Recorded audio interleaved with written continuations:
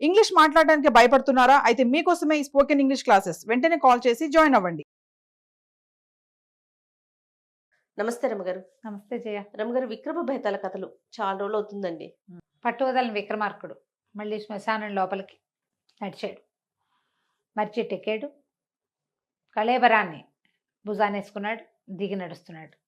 కళేబరాన్ని ఆశ్రయించుకుని ఉన్నటువంటి భేతాళుడు రాజుగారి ఓపిక మెచ్చుకుని మార్గాయాసం తెలియకుండా ఒక కథ చెప్తానన్నాడు. పూర్వం కాళీవర్మ అని ఒక పెద్ద వృద్ధ సైనికుడు అనకూడదు, సైన్యాధ్యక్షుడు ఉండేవాడు. ఆయన రిటైర్ అయిపోయాడు.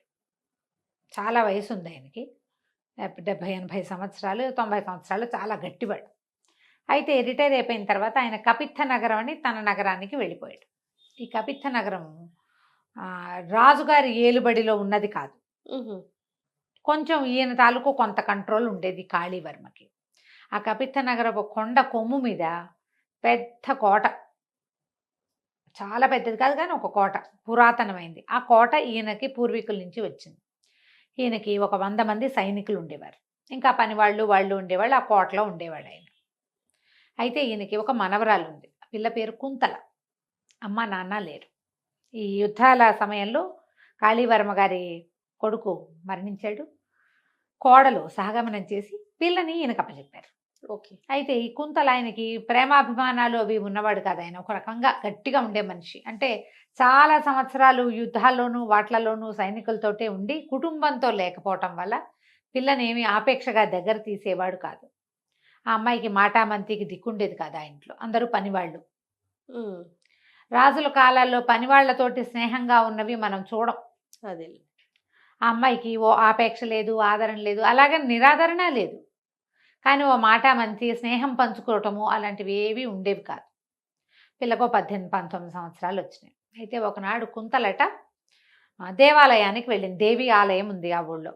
ఈ కోట దగ్గర నుంచి దిగి కిందకి వెళ్తే అమ్మవారి ఆలయం ఉంది. ఆలయం చాలా చక్కటిది. అమ్మవారిని ప్రార్థన చేసుకుంది. అయితే ఏమైందట, ఈ ఆలయంలో నుంచి బయటకు వచ్చేటప్పుడు ఒక యువకుడు ఎవరో కనపడ్డాడు ఆ అమ్మాయికి. ఆ పిల్లవాడిని అమ్మాయి ఎప్పుడు చూడలే. ఆ కుర్రాన్ని క్షత్రియ వీరుడు తెలుస్తోంది. కత్తిడాలు ఏవో ఉన్నాయి. దగ్గరకు వచ్చి ఏమన్నాడు, నీతో మాట్లాడాలి, మీ తలవాకిలి తెరిచి ఉంచు, ఇవాళ రాత్రి నేను వచ్చి నీతో మాట్లాడతానన్నాడు. ఇది ఉదయం జరిగింది. ఈ అమ్మాయి నిర్ఘాంతపోయింది. కాకపోతే ఎవరైనా ఒకళ్ళ దగ్గరకు వచ్చి నీతో మాట్లాడాలి అని మృదువుగా మాట్లాడింది ఆ అమ్మాయి జీవితంలో ఎరగదు. ఒక రకమైన ఆపేక్ష. నీతో మాట్లాడాలి, మనిద్దరం కబుర్లు చెప్పుకుందాం అంటే ఎలా ఉంటుంది మరి? ఇంట్రెస్ట్. ఇలా చాలా ఆసక్తి వచ్చింది ఆ అమ్మాయికి. అంత ఆప్యాయతని ఆ పిల్ల ఎప్పుడు చవి చూసింది లేదు. ఆ మృదువైన మాట తీరు అవి తెలియవు. తాతగారు ఎప్పుడు ఆజ్ఞలు జారీ చేశాడు, లేకపోతే ఆయన పుస్తకం చదువుకుంటూ ఉంటాడు అంతే. సరేననుకుంది. నిదానంగా గుళ్ళోకి వెళ్ళింది, దండం పెట్టుకుంది, వచ్చేసింది. అయితే ఈ పిల్లని బయటికి పంపించేటప్పుడు 2-3 సైనికుల్ని దూరంగా ఆమె వెనకాల పంపించడం ఆ తాతకు అలవాటు. అది ఆ పిల్లకి తెలియదు. ఆ చూసిన సైనికులు ఎవరో స్ఫురద్రూపి అయిన క్షత్రియ యువకుడితోటి కుంతల మాట్లాడింది ఆ వార్తని ఈయనకి చేరేశారు. అయ్యో. చేరేసేసరి కల్లా ఆయన ఇంటికి వచ్చాక అమ్మాయిని అడిగాడు, ఎక్కడికి వెళ్ళావు అని. గుళ్ళోకి వెళ్ళొచ్చాను, అమ్మవారి దేవాలయానికి వెళ్ళాను తాతగారు అని చెప్పి. ఎవరైనా తెలిసిన వాళ్ళు కనిపించారంటే లేదండి, గుళ్ళోకి వెళ్ళాను, వచ్చేసాను. అబద్ధం చెప్తున్నావు నువ్వు. నువ్వెవరితోటో మాట్లాడావు, నువ్వెవరిని ప్రేమించావు, నిజం చెప్పు. అయ్యో. పిల్లకి 18 ఏళ్ళు. పరాయి క్షత్రియ యువకుడితో ఎందుకు మాట్లాడుతుంది? వాడి మీద ఏదో ఇంట్రెస్ట్ ఉంది కాబట్టి అనేసరికి లేదండి, అది కాదండి, నువ్వు అబద్ధాలు చెప్తున్నావు. నీకు ఏంటి, నా దగ్గర పెరిగినా నీకు మంచి పద్ధతి రాలేదు, నువ్వు ఎక్కడ నేర్చుకుంటున్నావు ఇవి? ఎవరు లేదంటే అంటే ఇప్పుడు నువ్వు ఒప్పుకుంటే ఆ అబ్బాయిని నీకు ఇచ్చి పెళ్లి చేస్తాను, ఈ పెళ్లి నీ ప్రేమించిన అబ్బాయితో పెళ్లి చేస్తాను నీకంటాడు తాత. ప్రేమించటం ఏమిటి? నేనేం ప్రేమించలేదు, ఊరికే ఒక వాక్యం ఏదో అతను మాట్లాడాడు అంటే కాదు వాడిని ప్రేమ అంటే నువ్వు వాడి పెళ్ళే కొట్టేయడానికి అబద్ధం చెప్తున్నావు. వాడిని ప్రేమించి వాడితో సరదాగా గడిపేసి పెళ్ళి ఇంకెవరో నేను చేసే పెళ్లి చేసుకుంటావా నువ్వు? నాకు ఈ పద్ధతి నచ్చదు. నువ్వు ప్రేమిస్తే వాడినే పెళ్లి చేసుకోవాలి. ఏం మాట్లాడాడు చెప్పంటే ఈ అమ్మాయి తెల్లబోయి, నేను ఏనాడు అతను చూడలేదండి, మొట్టమొదటిసారి కనిపించాడు, నీతో మాట్లాడాలి, తలవాకిలు తెరిచి ఉంచు రాత్రికి అని చెప్పాడు. అంతకుమించి అతను నాకు చెప్పింది ఏం లేదు, ఏం చెప్పలా అనేసరికి రాని ఇవాళ రాత్రి నీ పెళ్లి చేసేస్తాను అతనితో అన్నాడు. ఈ పిల్ల తెల్లబోయింది కానీ అందుకు పెద్ద అభ్యంతరం చెప్పాల. బాగున్నాడు, చక్కగా మాట్లాడాడు, క్షత్రియుడు, చేస్తే చేసే నీ పెళ్ళి సరే అనుకుంది. సాయంకాలం చీకటి పడకుండానే ఈయన అందరికీ ఆజ్ఞలు జారీ చేశాడు, సైనికుల్ని మోహరించాడు. వాకిట్లో ఎవరైనా స్ఫురద్రూపైన కుర్రాడు కనపడితే వాడిని లాక్కురండి. కుర్రాడు కనపడితే అన్నాడు, స్ఫురద్రూపైన ఆయన అనలేదు, ఆయన నమ్మల. కుర్రాడు అంతే. ఈ పిల్ల వాడితో మాట్లాడింది కాబట్టి వాడిని పెళ్లి చేసి తీరాల్సిందే. మనకి ఇప్పుడు వీళ్ళు ఉన్నారు కదా, అదేదో దల్ దల్ వాళ్ళు ఎవరితోటైనా కనపడితే వాళ్ళతో పెళ్ళిళ్ళు చేసేయటమేనని ఆయన కూడా అదే పంద. తీరా ఏమైంది, ఈ మాళవ రాజ్యానికి ఏదో ఉద్యోగం కోసం వెళ్తూ అగ్నిమిత్రుడనే ఒక క్షత్రియ వీరుడు ఈ ఊళ్ళో దిగాడు. అతను రాజుగారి దగ్గర వ్యవహారానికి వెళ్ళటానికి ఏర్పాట్లు చేసుకుంటూనే ఊళ్ళో కాస్త అటు ఇటు తిరిగి చూస్తున్నాడు. 2-3 రోజులైంది అతను వచ్చి. అతను ఆ దేవి ఆలయానికి వెళ్ళినప్పుడు దూరంగా ఒక కొండ మీద ఉన్న కోట కనపడింది. ఎవరైనా రాజ్యాధికారులు ఉంటారేమోనని వాడు ఇక్కడికి వచ్చాడు. ఈ గుర్రం వేసుకుని దగ్గరకు వచ్చేసరికల్లా ఇవి బయట ఉన్నటువంటి సైనికులంతా అమ్మాయి గారు పెళ్ళి అయిపోతుంది, పెళ్లి కూతురు పెళ్లి చేస్తే మరి విందులు చేసేసుకుంటారు కదా, తెల్లవారితే పెళ్ళి, వాడిని రాత్రి పట్టేస్తారు, అర్ధరాత్రి పెళ్లి చేసేస్తారు, లేదా తెల్లవారుజామున పెళ్లి చేసేస్తారు. 3-4 తాగేశారు, ఒకళ్ళిద్దరు స్టడీగా ఉన్నారు. వాళ్ళు కాస్త పట్టుకున్నారు.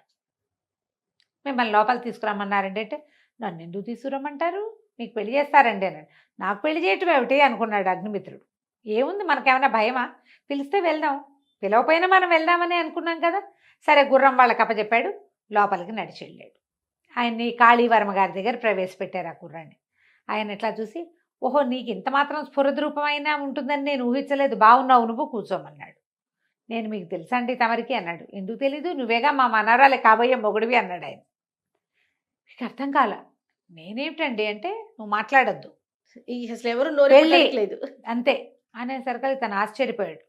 నేనెవరినెవరిని పెళ్లి చేసుకోవటం ఏమిటండి, నేను రాజుగారి దగ్గర ఉద్యోగం కోసం ప్రయత్నానికి ఉన్నాను, మాళవ రాజ్యానికి దగ్గరలో ఉంది ఇది, 4 రోజులు ఇక్కడ ఉండి ఇక్కడి నుంచి ప్రయత్నం చేసుకోవాలనుకుంటున్నాను అని చెప్పాడు. ఆయన వినిపించుకోవాలి. ఇంతలో ఏమైంది, అమ్మాయి గారిని ప్రవేశపెట్టండి అన్నారు. అమ్మాయి గారిని ప్రవేశపెట్టారు. పెట్టంగానే ఈ పిల్ల ఆ అబ్బాయిని చూసి, ఇతను బాగున్నాడు కానీ ఇతను కాదండి, ఇతను కాదు, సాయంకాలం ఇవాళ పొద్దున నాతో మాట్లాడింది అంటే, నేను చెప్పే కదండి నేనేం పెళ్ళికి సుముఖంగా లేను, కాదన్నాడు. అనేసరికి ఆయన ఒప్పుకోలే.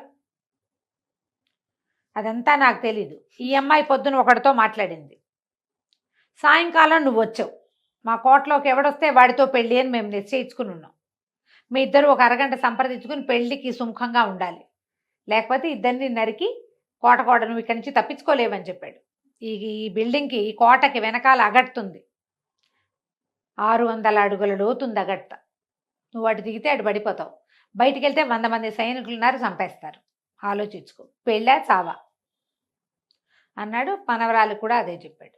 చెప్తే ఈ పిల్ల బిక్కమొహం వేసి, ఏమండి మీకేమి రోతగా లేకపోతే పెళ్ళికి ఒప్పుకోండి, పెళ్ళికి ఒప్పుకోండి, మా తాత చండశాసనుడు అన్నది. అనేసరికి రోత ఏమిటి, బలేదానివి, ఇంత చక్కటి పిల్లని పెళ్లి చేసుకోవడానికి నాకేం అభ్యంతరం, కాకపోతే నువ్వెవరినో ప్రేమించావు, నువ్వు పొద్దున ఎవరితో నువ్వు మాట్లాడావు, అది నేను అనుకుంటున్నాడు మీ తాత, నేను చచ్చినా పర్వాలా, నువ్వు ప్రేమించిన వాడిని పెళ్లి చేసుకునే అర్హత ఉందమ్మా, నువ్వు అందమైన పిల్లవి, బుద్ధిమంతురాలివి, సత్యమీరా వద్దన్నాడు.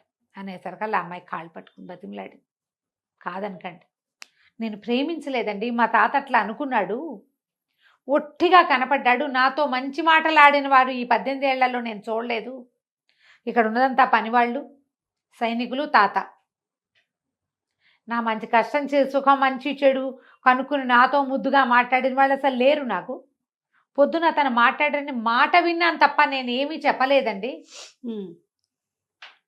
ఇప్పుడే నా పంచప్రాణాలు మీ మీదకి వచ్చేసినాయి, వృధాగా నా కోసం చచ్చిపోవద్దు, పెళ్లి చేసుకుందాం అన్నది. అతను కూడా ఏమనుకున్నాడు, ఏదైతే ఈ పిల్ల ప్రేమించలేదు అని పెళ్లి చేస్తానంటున్నాడు, సరేనన్నాడు. తెల్లవారేసరికి పెళ్ళైపోయింది. తర్వాత అగ్నిమిత్రుడికి ఈయనే కాళీవర్మే రాజుగారి దగ్గర మాట్లాడి చక్కటి ఉద్యోగం వేయించాడు. మనవరాల్ని అగ్నిమిత్రుడిని ఇద్దరిని రాజాస్థానానికి పంపించేశాడు. అయిపోయింది కథ. బేతాళుడు ఈ కథ చెప్పాడు. ఈ కథలో ఈ అమ్మాయి ఉంది కదా కుంతల, ఉదయం ఒకడిని చూసింది, మధ్యాహ్నం తాత ఆ అబ్బాయితో నీకు పెళ్ళి అంటే ఒప్పుకుంది. రాత్రి ఇతన్ని పెళ్లి చేసుకోండి నన్ను అని ఎందుకు అడిగింది, బతిమలాడింది, ఎందుకు బతిమలాడింది, మనసు ఎట్లా మార్చేసుకుంది. ఇప్పుడు వీడు చావడానికైనా సిద్ధమే కానీ పెళ్లి కుదరదన్నవాడు వాడెందుకు ఒప్పుకున్నాడు, నీ ఉద్దేశం ఏంటో చెప్పన్నాడు. రాజుగారికి నవ్వొచ్చింది. ఏముంది, కుంతలకి పెళ్లికి సుముఖత లేదు, విముఖత లేదు.